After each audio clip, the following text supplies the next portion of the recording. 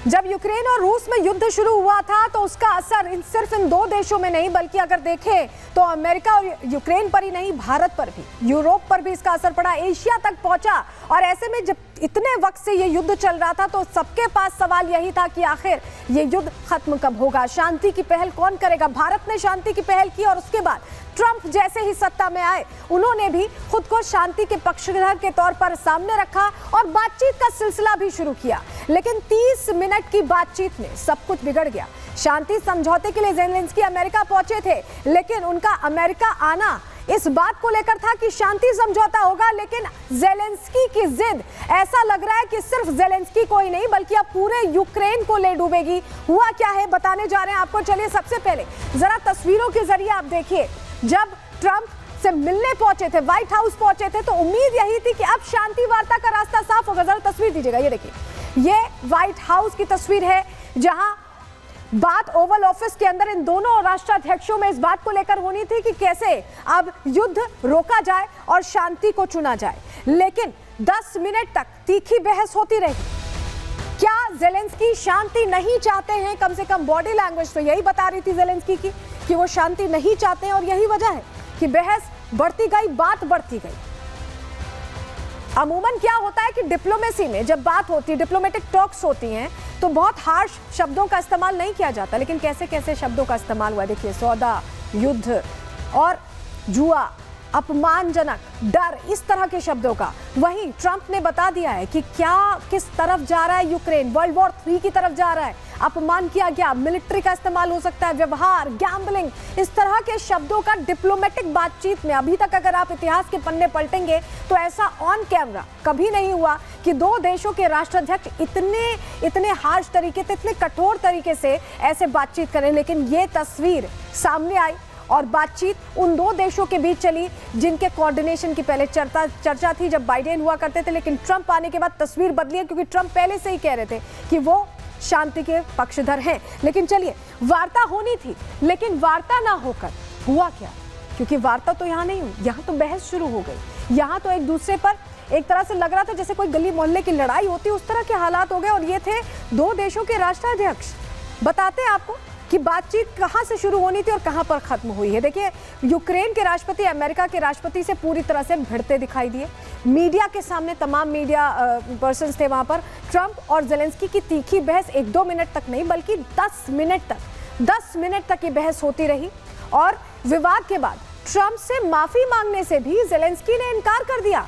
Peace deal में शामिल होने से ज़ेलेंस्की का ये इनकार कहीं ना कहीं रास्ता आगे मुश्किल कर सकता है। पीस डील के लिए सुरक्षा की गारंटी मांगते रहे ज़ेलेंस्की, और ज़ेलेंस्की के तेवर से डोनाल्ड ट्रंप और आग बबूला हो गए और गुस्से में आ गए। तो ये वो बातचीत थी जिससे लग रहा था कि शायद रास्ता निकलेगा, लेकिन रास्ते बंद होते दिखाई दे रहे हैं। और हम ज़ेलेंस्की को भस्मासुर इसलिए कह रहे हैं क्योंकि ऐसा लग रहा है कि वो अब खुद जिस तरह की चीजें कर रहे हैं, जिस तरह की जिद पर अड़ गए हैं, वो पूरी तरह से भस्म करने वाले हैं यूक्रेन को, यूक्रेन की जनता को।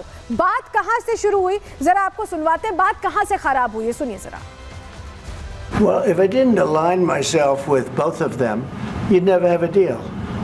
You want me to say really terrible things about Putin and then say, "Hi, Vladimir, how are we doing on the deal?" That doesn't work that way. I'm not aligned with Putin. I'm not aligned with anybody. I'm aligned with the United States of America, and for the good of the world.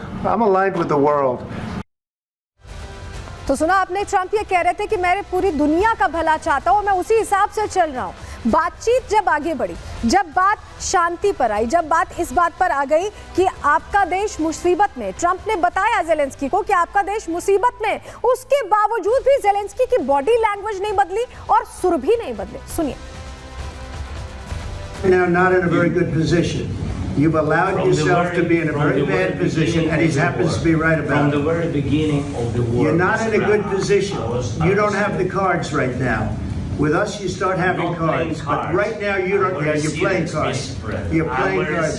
You're gambling with the lives of millions of people. You're gambling with World War III. You're gambling with World War III. And what you're doing is very disrespectful to the country, this country.